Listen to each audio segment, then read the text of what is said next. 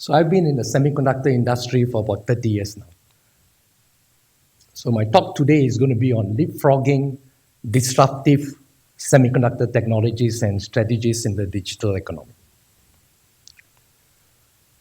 There's going to be 4 key topics for today.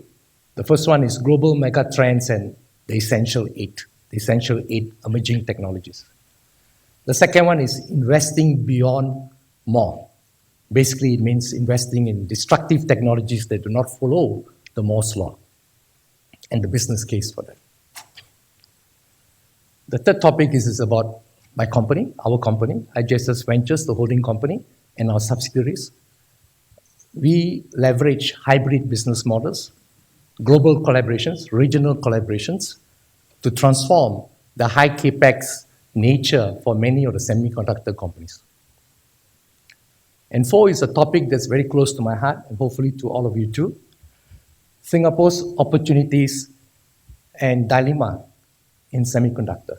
Here I'd like to briefly discuss whether we should go back and reclaim selective leadership in certain semiconductor segments, because we have invested a lot of money in the last 30 years as a country, and whether there's a need for the support framework to be transformed. Global megatrends as per PwC, 5 key megatrends. The first one, demographic and social change.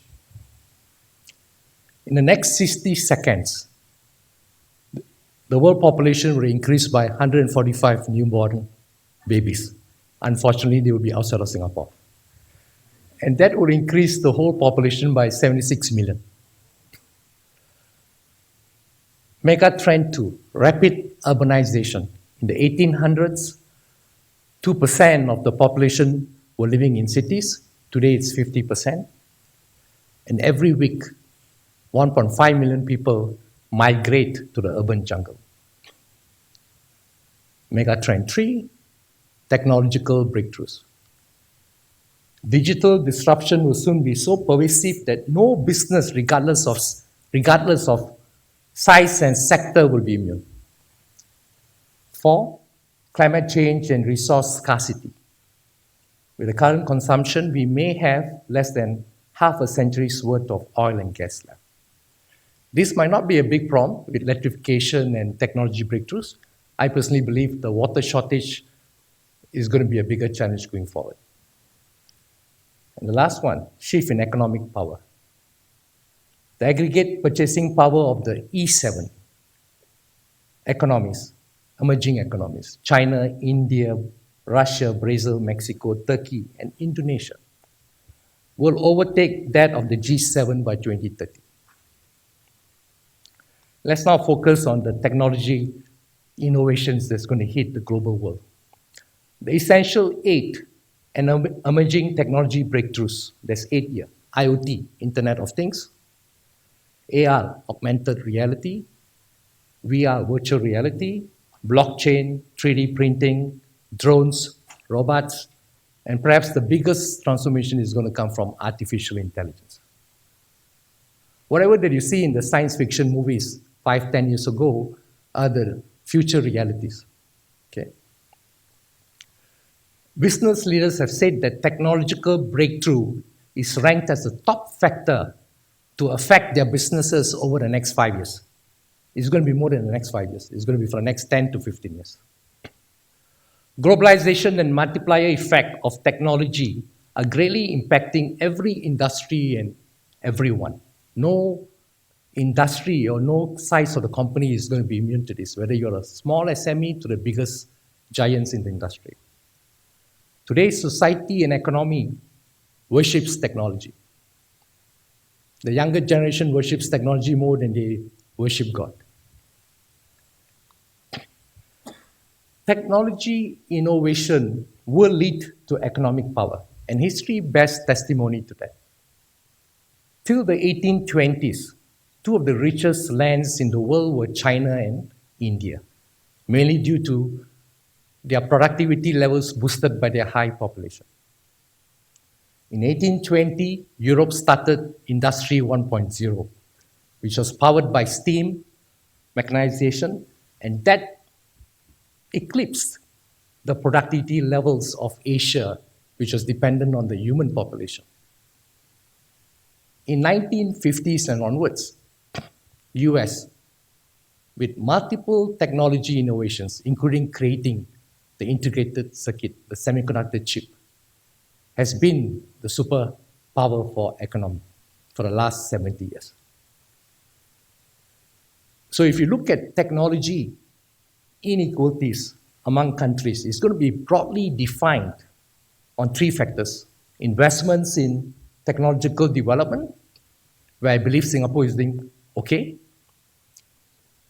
overall national capacity to innovate. That's a very key phrase. It is overall national capacity to innovate. It's not one single company, it's not one single industry, it's a whole national mission and vision.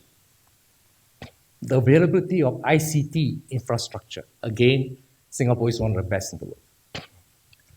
The future economic powers are going to be determined by technology innovation, execution, and the size of our domestic markets, which is insignificant in semiconductor from a Singapore perspective. And if it's insignificant, then we got to have accessibility to the global markets. So consider this. The previous speakers have clearly articulated the importance of semiconductor. As a person who has spent all his working life in this industry, I got to do my bit.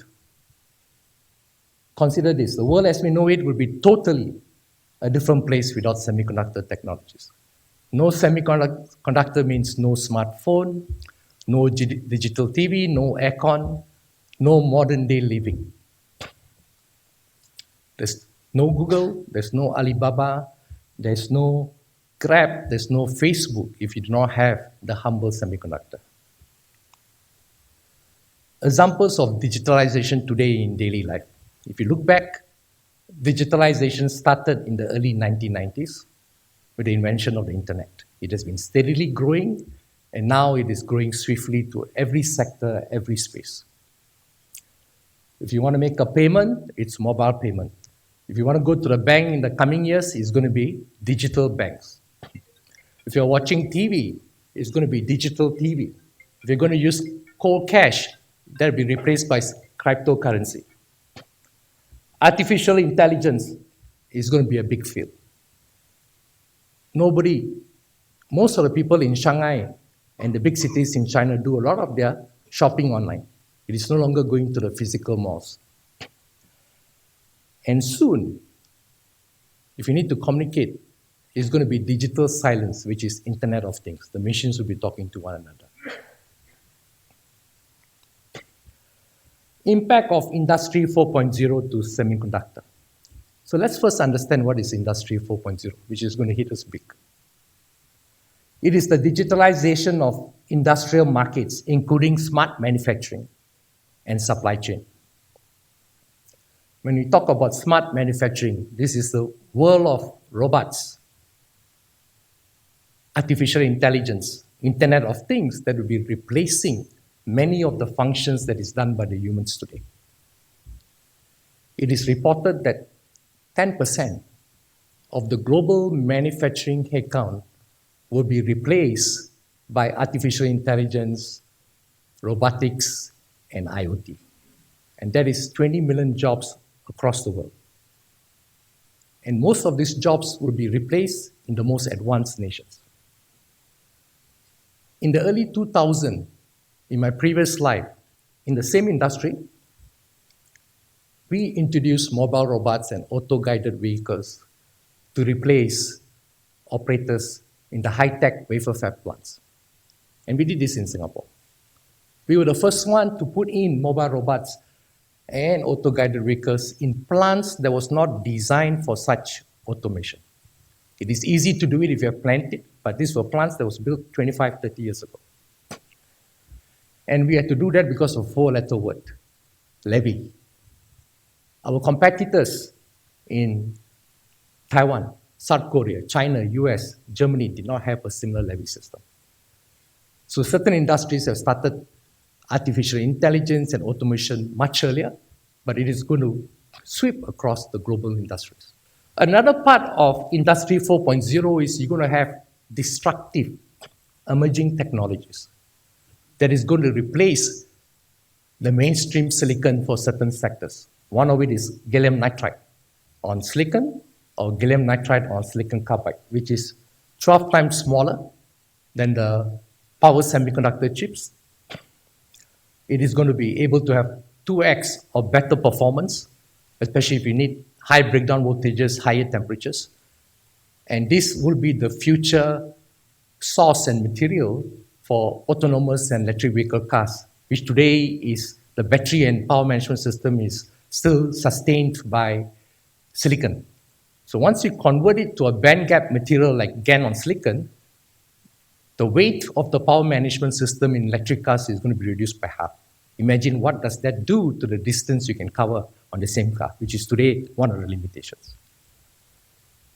Silicon photonics is a technology that moves data at the speed of light. You can move data at the speed of light before using compound semiconductor materials like indium phosphide. But it's very expensive, very fragile, and it's very small wafer dimensions. The world needs electronics, systems, modules to be affordable, to be applied across all segments. And that's where technologies like silicon photonics comes in. So investing beyond more basically means investing in destructive technologies. This is the space where Singapore can still be a global champion.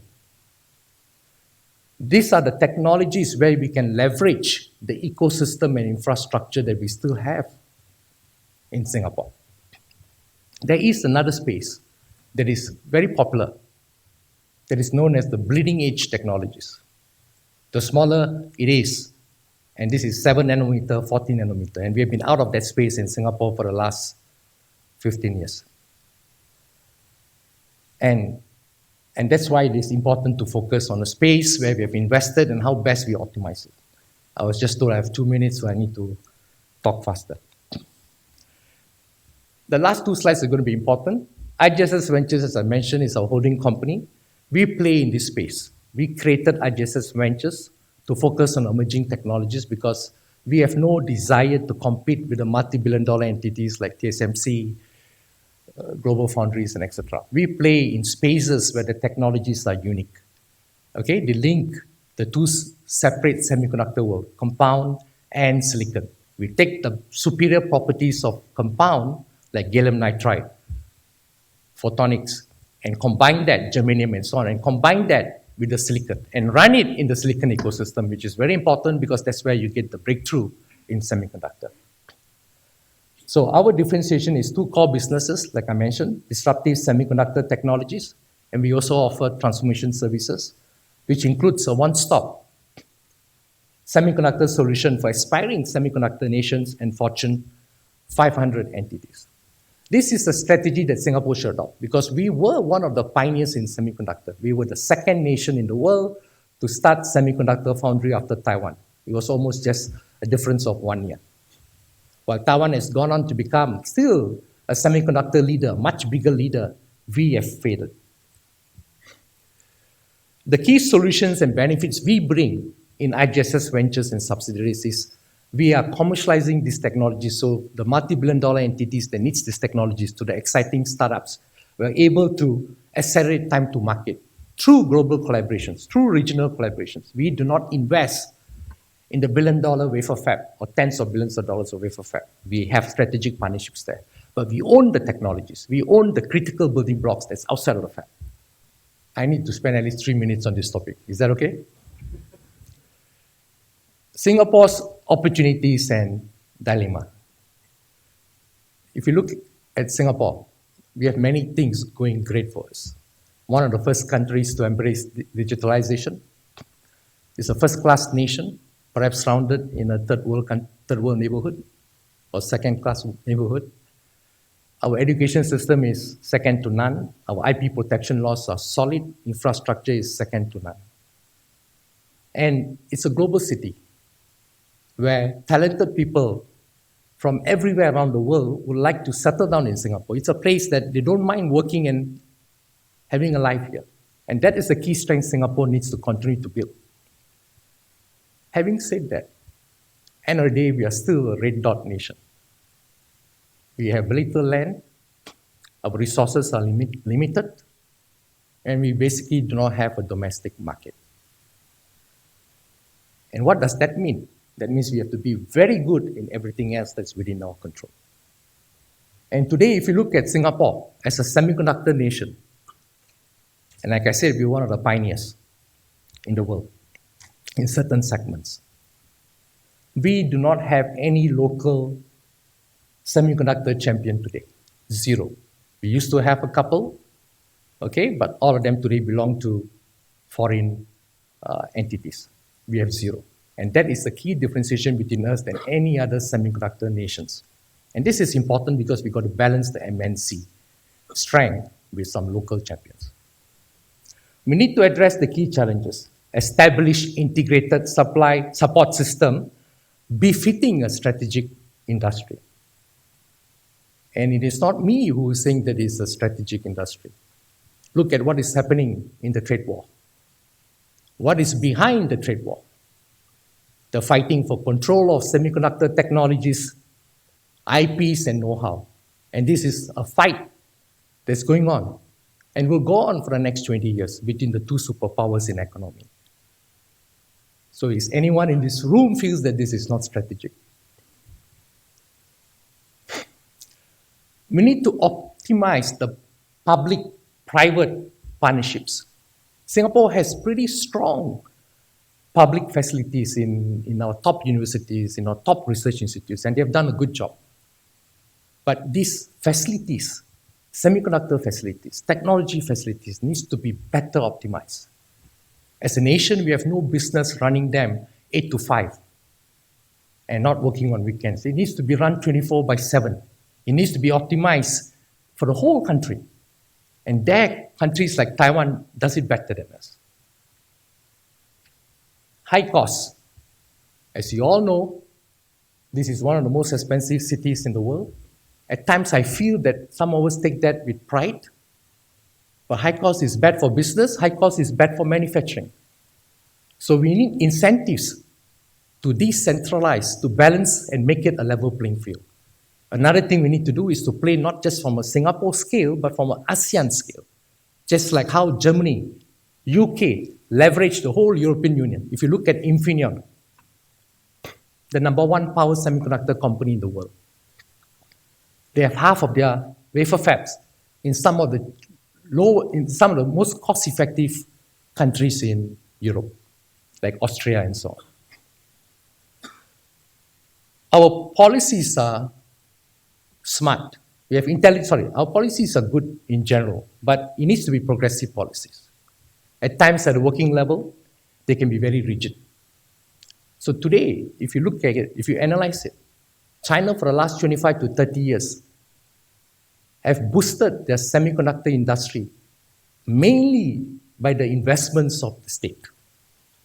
So you have now the #2 superpower that is focusing on semiconductor. How do we compete with that?